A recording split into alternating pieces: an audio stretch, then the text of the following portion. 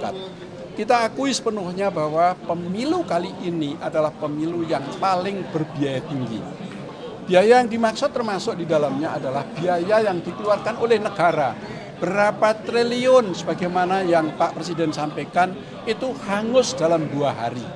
Kami semua ini orang yang terseleksi. Ya, para ketua wilayah, para sekretaris wilayah, ya, itu sudah mengalami perjuangan yang panjang. Tidak sedikit pengorbanan yang ditempuh oleh beliau-beliau itu. Sehingga beliau itu sampai pada kancah perpolitikan saat ini. Tentu itu semua menjadi modal kita dan kemudian kita nanti akan merumuskan sebuah langkah-langkah nanti dalam muktamar kali ini, yang di dalam pelaksanaan muktamar ini kita harus melahirkan sebuah perubahan. Yang dimaksud perubahan adalah perubahan perilaku, ya, sebagaimana juga tadi disampaikan oleh Al-Mukarram ya, Haji Mustafa Akil, ya, termasuk perubahan wajah. Apakah wajah P3 saat ini itu sudah familiar, ya, dengan apa yang diinginkan oleh rakyat? Itulah yang sebagai wajah-wajah yang harus kita bangun, kita review kembali, ya. Dan terakhir, muktamar jangan sampai nanti dibumbui, ya, oleh goresan-goresan yang nanti kemudian menjadi beban-beban masa lalu.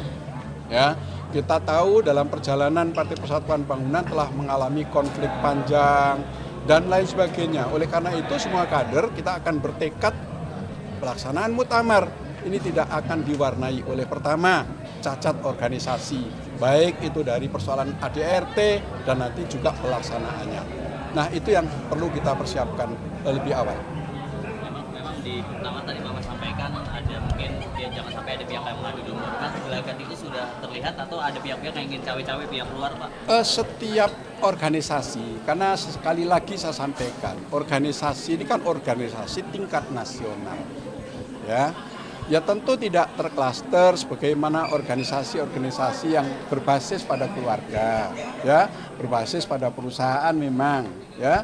Ini tentu ada saja, ya, yang kemudian pihak-pihak tertentu yang tidak menginginkan Partai Persatuan Bangunan itu eksis untuk bisa bangkit kembali. Itu sudah pasti, namanya juga politik, ya.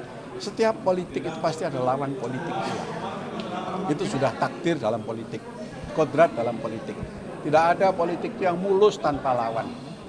Ya, Pak Prabowo semalam dalam pidatonya, ya, di Gerindra saja itu ada kubu-kubu di dalam, apalagi di P3. Ya tentu ada kubu-kubu itu. Tapi bolehlah kubu-kubu itu adalah merupakan satu modal. Tapi kubu-kubu yang berprinsip, ya, pada istiqomah dalam perjuangan Partai Persatuan Bangunan. Itulah harapan yang hendak kita bangun.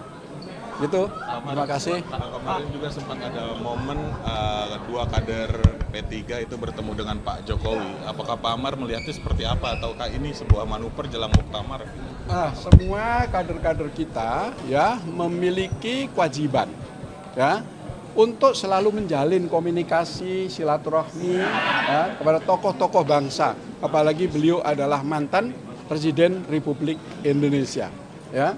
Itu patut untuk setiap kader itu melakukan silaturahmi, ya, itu hal yang justru harus dilakukan oleh para kader-kader.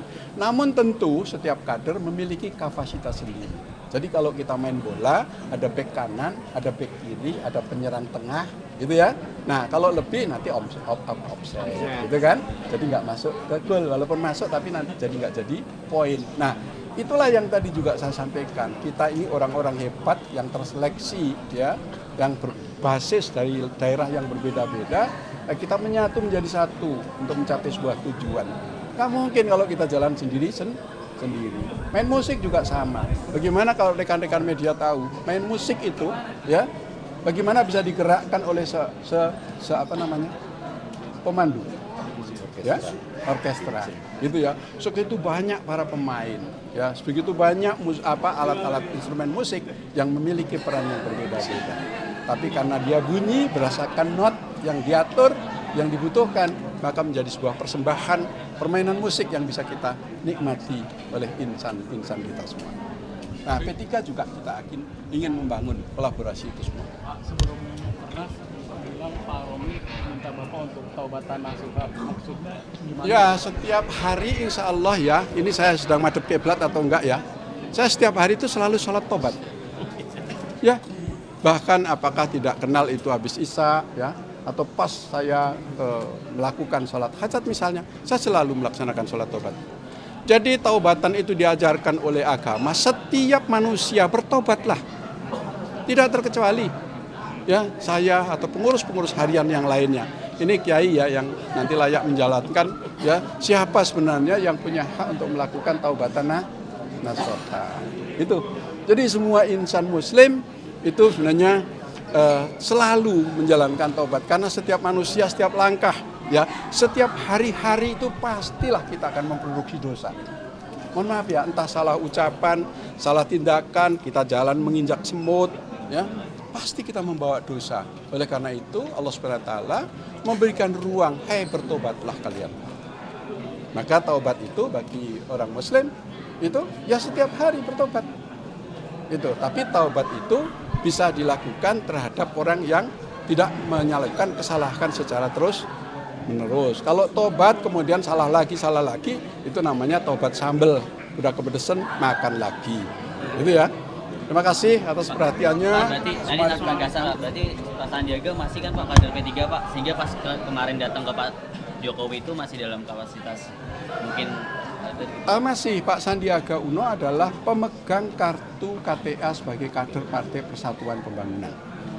Masuk salah satu yang kuat untuk maju di muktamar nggak Pak? Sebagai ketua? Ada mekanismenya. Ya, kita berprinsip pada anggaran dasar dan anggaran rumah tangga. Jadi semua di dalam, jangankan organisasi partai politik, di dalam rumah tangga pasti ada aturan mainnya. Ya, pasti ada aturan mainnya. Dua kader itu yang bertemu Pak Jokowi melapor nggak sih Pak hasil pertemuannya atau sebelum pertemuan melapor ke Bapak? Atau kita sendiri gitu, kita ini setiap kader ini tidak diwajibkan untuk melapor seperti institusi batalion. Ya, jadi ya kalau beliau pergi ke pasar pulang lapor dan ya enggak lah, gitu ya.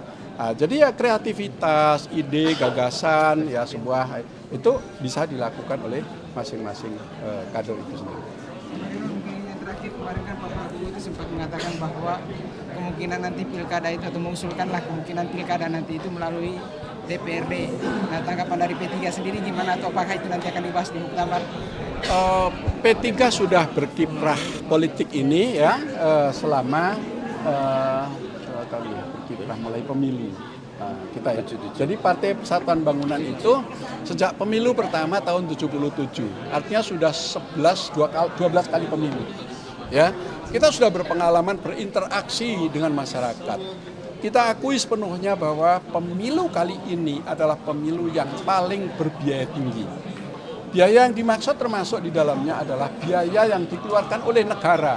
Berapa triliun sebagaimana yang Pak Presiden sampaikan itu hangus dalam 2 hari.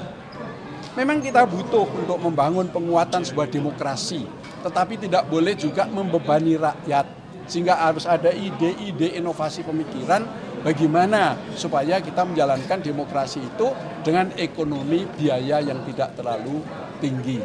Karena rakyat juga sedang membutuhkan ya produk-produk lain, tidak hanya berpolitik, tapi ada bidang pangan, ya, bidang alutsista untuk pertahanan, ya, juga infrastruktur yang harus kita bangun. Itu juga tidak kalah penting. Tapi politik untuk menjaga demokrasi, mengantarkan hak kedaulatan rakyat, itu juga tidak kalah pentingnya. Begitu ya. Terima kasih atas semua perhatiannya. Rekan-rekan media sudah mengikuti acara kami. Mudah-mudahan sampai selesai besok nanti insya Allah malam selesaikan.